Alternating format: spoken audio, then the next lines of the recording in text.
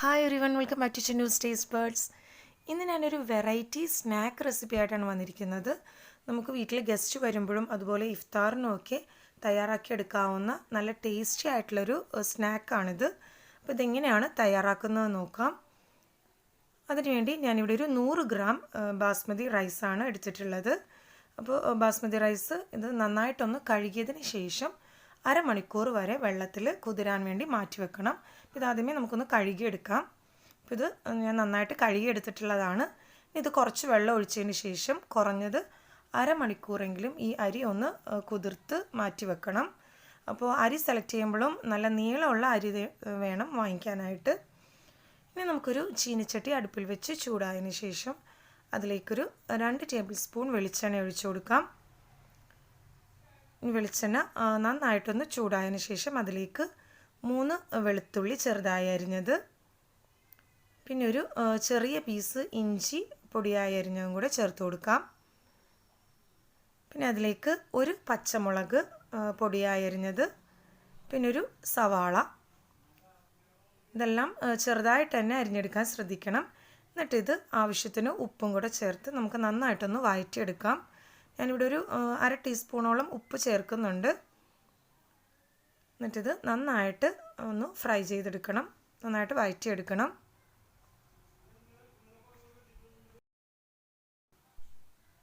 അപ്പോൾ ഇത് ഒരുവിധം വഴന്ന് വന്നിട്ടുണ്ട്, സവാളയുടെയൊക്കെ നിറമൊക്കെ മാറി വന്നിട്ടുണ്ട്. ഇനി ഇതിലേക്ക് നമുക്ക് 1/4 ടീസ്പൂൺ കുരുമുളക് പൊടി ചേർത്ത് കൊടുക്കാം. പിന്നെ ഒരു 1/4 teaspoon garam masala powder, 1/4 teaspoon മഞ്ഞൾപ്പൊടി. എല്ലാം കുറേശ്ശെ മതി, കാര്യം ഇൻഗ്രീഡിയൻസ് എല്ലാം ഞാനിവിടെ കുറച്ച് എടുത്തിട്ടുള്ളൂ, കുറഞ്ഞ അളവിൽ മാത്രമേ ഉണ്ടാക്കുന്നുള്ളൂ. അപ്പോൾ നിങ്ങൾ കൂടുതൽ എടുക്കുന്ന അനുസരിച്ച് ഈ പൊടികളുടെ എല്ലാം അളവും കൂട്ടിയെടുക്കേണ്ടതാണ്. ഇനി ഇത് നന്നായിട്ട് ഒന്നുകൂടെ ഒന്ന് വഴറ്റിയെടുക്കാം. എന്നിട്ട് ഇതിലേക്ക് കുറച്ച് ചിക്കൻ പീസസ് ചെറുതായി അരിഞ്ഞതും കൂടെ ചേർത്ത് കൊടുക്കാം. ഞാനിവിടെ ഒരു കപ്പിലൊരു 3-4 പീസ് ചിക്കൻ പൊടിയായി അരിഞ്ഞെടുത്തിട്ടുള്ളതാണ്. ഇനി അതും കൂടെ ചേർത്ത് നന്നായിട്ട് ഒന്ന് വഴറ്റിയെടുക്കണം.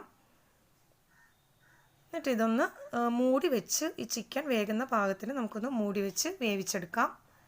അപ്പോൾ ഇത് ഒരുപാട് സമയമൊന്നും വേണ്ട, ചിക്കൻ ചെറുതായി അരിഞ്ഞുകൊണ്ട് തന്നെ പെട്ടെന്ന് വെന്ത് കിട്ടുകയും ചെയ്യും. അപ്പോൾ ഇതൊന്ന് നമുക്ക് മൂടി വെച്ച് വേവിച്ചെടുക്കാം. ഇത് നമ്മുടെ ചിക്കൻ ഒരുവിധം വെന്ത് വന്നിട്ടുണ്ട്. നമുക്കിത് ഒന്നുകൂടെ ഒന്ന് മിക്സ് ചെയ്ത് കൊടുക്കാം. എന്നിട്ട് ഇതിലേക്ക് ഞാനിവിടെ മുളക് പൊടി ചേർത്തിട്ടില്ല. നിങ്ങൾക്ക് വേണമെന്നുണ്ടെങ്കിൽ കുറച്ച് മുളക് പൊടി കൂടി ചേർക്കാവുന്നതേ ഉള്ളൂ. ഞാൻ അതിന് പകരമായിട്ട് ഇതിലേക്ക് കുറച്ച് ചില്ലി സോസാണ് ചേർത്ത് കൊടുക്കുന്നത്. അപ്പോൾ ഒരു ടീസ്പൂൺ ടൊമാറ്റോ സോസ് ചേർക്കുന്നുണ്ട്. പിന്നെ 1 ടീസ്പൂൺ റെഡ് ചില്ലി സോസും കൂടെ ഞാൻ ഇതിലേക്ക് ചേർക്കുന്നുണ്ട്. ഇപ്പോൾ സോസ് കയ്യിലില്ലാത്തവർ വിഷമിക്കേണ്ട, സോസ് വേണമെങ്കിൽ അവോയ്ഡ് ചെയ്യാവുന്നതേ ഉള്ളൂ, ഓപ്ഷണലാണ്. വേണമെങ്കിൽ കുറച്ച് മുളക് പൊടി കൂടെ ഇതിലേക്ക് ചേർത്താൽ മതി. ഇതൊന്നുകൂടെ ഒന്ന് വഴറ്റിയെടുക്കാം. ഇത് സോസൊന്നും ചേർക്കാതെ തന്നെ നല്ല ടേസ്റ്റി ആയിരിക്കുള്ളൂ. പിന്നെ വേറൊരു വെറൈറ്റി ടേസ്റ്റിന് വേണ്ടി സോസും കൂടെ ചേർത്തതേ ഉള്ളൂ. ഇനി ഇതിലേക്ക് കുറച്ച് മല്ലിയിലയും പുതിനയും കൂടെ ചെറുതായി അരിഞ്ഞെടുത്തതും കൂടെ ചേർത്ത് കൊടുക്കാം. പിന്നെ ഒരു 4 ടേബിൾ സ്പൂണോളം ബ്രെഡ് ക്രംസും കൂടെ ഇതിലേക്ക് ചേർക്കാം. ബ്രെഡ് ഒന്ന് മിക്സിയിലിട്ടൊന്ന് പൊടിച്ചെടുത്താൽ മതി, അല്ലെങ്കിൽ റസ്ക് പൊടി ആണെങ്കിലും ചേർത്ത് കൊടുത്താൽ മതി. ഇതിലേക്ക് ഒരു 4 ടേബിൾ സ്പൂൺ വരെ ഞാനിവിടെ ബ്രെഡ് ക്രംസ് ആണ് ചേർത്ത് കൊടുക്കുന്നത്. എന്നിട്ടിത് ഒന്നുകൂടെ എല്ലാ ഭാഗത്തേക്കും നന്നായിട്ടൊന്ന് മിക്സ് ചെയ്തെടുക്കാം. ആവശ്യമെങ്കിൽ ഈ വഴറ്റുന്ന സമയത്ത് കുറച്ചുകൂടെ വെളിച്ചെണ്ണ ചേർത്ത് കൊടുക്കാവുന്നതേ ഉള്ളൂ. പിന്നെ സോസൊക്കെ ഒഴിക്കുമ്പോൾ ലോ ഫ്ലെയിമിൽ വെച്ചിട്ട് വേണം മിക്സ് ചെയ്യാനായിട്ട്. ഇതിപ്പോൾ നമ്മുടെ മസാലയൊക്കെ നന്നായിട്ട് വഴന്ന് വന്നിട്ടുണ്ട്. ഇനി നമുക്ക് ഫ്ലെയിം ഓഫ് ചെയ്യാം. എന്നിട്ട് ഇതൊന്ന് ചൂടാറുന്നത് വരെ മാറ്റി വെക്കാം. നമ്മളിത് അരമണിക്കൂർ മുന്നേ സോക്ക് ചെയ്യാൻ വെച്ചിട്ടുള്ള ബിരിയാണി അരിയാണ്. ഇതൊന്ന് വെള്ളം ഒന്ന് അരിച്ചു മാറ്റി വെക്കാം. നമുക്കൊരു ബൗളിലേക്ക് ഒരു കോഴിമുട്ട ഒന്ന് പൊട്ടിച്ചൊഴിച്ചതിന് ശേഷം ഒരു ഫോർക്ക് കൊണ്ട് നന്നായിട്ടൊന്ന് ബീറ്റ് ചെയ്ത് കൊടുക്കാം. നന്നായിട്ടൊന്ന് മിക്സ് ചെയ്തതിന് ശേഷം ഇത് മാറ്റി വെക്കുക. എന്നിട്ടൊരു ഇടിയപ്പച്ചെമ്പോ അല്ലെങ്കിൽ ഒരു സ്റ്റീമറോ എടുത്ത് അതിലേക്ക് സ്റ്റീമറിൻ്റെ തട്ടൊന്ന് ഓയിൽ ബ്രഷ് ചെയ്ത് കൊടുക്കുക. എല്ലാ ഭാഗത്തേക്കും നന്നായിട്ട് ഓയിൽ ബ്രഷ് ചെയ്ത് കൊടുക്കാൻ ശ്രദ്ധിക്കുക. ഇപ്പോൾ നമ്മൾ ഈ സ്നാക്ക് ഫ്രൈ ചെയ്യുകയല്ല, ആവിയിൽ വെച്ച് വേവിച്ചാണ് നമ്മൾ എടുക്കുന്നത്. നമ്മുടെ മസാല നന്നായിട്ട് ചൂടാറി വന്നിട്ടുണ്ട്. ഇനി ഇത് നമുക്ക് ഓരോ ബോൾസാക്കി റോൾ ചെയ്തെടുക്കാം. കൈകൊണ്ട് നന്നായിട്ടൊന്ന് പ്രസ് ചെയ്ത് കൊടുത്തതിന് ശേഷം ഓരോ ഉരുളകളാക്കി ഉരുട്ടിയെടുക്കാം. ഈ ഒരു വലിപ്പത്തിന് നമുക്ക് ഓരോ ബോൾസും തയ്യാറാക്കിയെടുക്കാം. ബാക്കിയുള്ളതും ഇതേപോലെ തന്നെ തയ്യാറാക്കി വെക്കാം. ഇത് ചൂടാറിയതിന് ശേഷം വേണം ഈ ഫില്ലിങ് ബോൾസ് ആക്കാനായിട്ട്. ഇതിവിടെ ഞാനെല്ലാം ബോൾസ് ആക്കി വെച്ചിട്ടുണ്ട്. ഇനി ഇത് നമുക്ക് ഓരോ ബോൾസായിട്ട് ആദ്യം മുട്ടയിൽ ഒന്ന് മുക്കി കോട്ട് ചെയ്തതിന് ശേഷം ഈ റൈസ് നമ്മൾ സോക്ക് ചെയ്ത് വെച്ചിട്ടുള്ള അരിയിലേക്ക് ഒന്ന് കോട്ട് ചെയ്ത് കൊടുക്കാം. അപ്പോൾ അത് ശ്രദ്ധിക്കേണ്ട കാര്യം എന്ന് വെച്ചാൽ എല്ലാ ഭാഗത്തേക്കും ഈ അരി ആവാൻ ശ്രദ്ധിക്കണം. അതുപോലെ തന്നെ ഒന്ന് പ്രസ് ചെയ്ത് കൊടുക്കണം.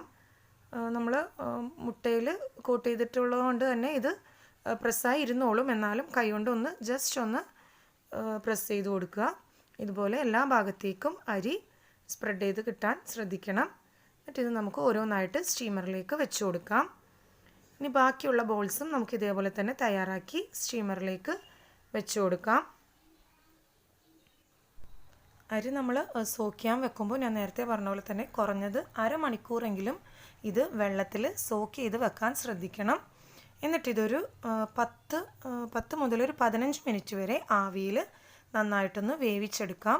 നമ്മൾ ഈ അരി സോക്ക് ചെയ്ത് വെച്ചിട്ടുള്ളത് കൊണ്ട് തന്നെ പെട്ടെന്ന് വെന്ത് കിട്ടുകയും ചെയ്യും. അപ്പോൾ ആ ഒരു കൺഫ്യൂഷനൊന്നും വേണ്ട. അരി ഇങ്ങനെ നേരിട്ട് ആവിയിൽ വേവിച്ചാൽ വേഗമോ എന്ന് മിക്കവർക്കും ഒരു ഡൗട്ട് ഉണ്ടാവും. പക്ഷേ നല്ല കറക്റ്റ് പാകത്തിന് തന്നെ നമുക്കിത് വെന്ത് കിട്ടും. അപ്പോൾ ഞാനിവിടെ എല്ലാ ബോൾസും തയ്യാറാക്കി സ്റ്റീമറിലേക്ക് വെച്ചിട്ടുണ്ട്. ഇനി നമുക്കിത് ഫ്ലെയിം ഓൺ ചെയ്തതിന് ശേഷം മൂടി വെച്ച് ഒരു 10 മുതൽ 15 മിനിറ്റ് വരെ വേവിച്ചെടുക്കാം.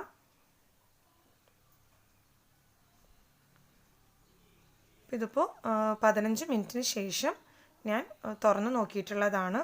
നമ്മുടെ സ്നാക്ക് നന്നായിട്ട് വെന്ത് കറക്റ്റ് പാകത്തിനായി വന്നിട്ടുണ്ട്.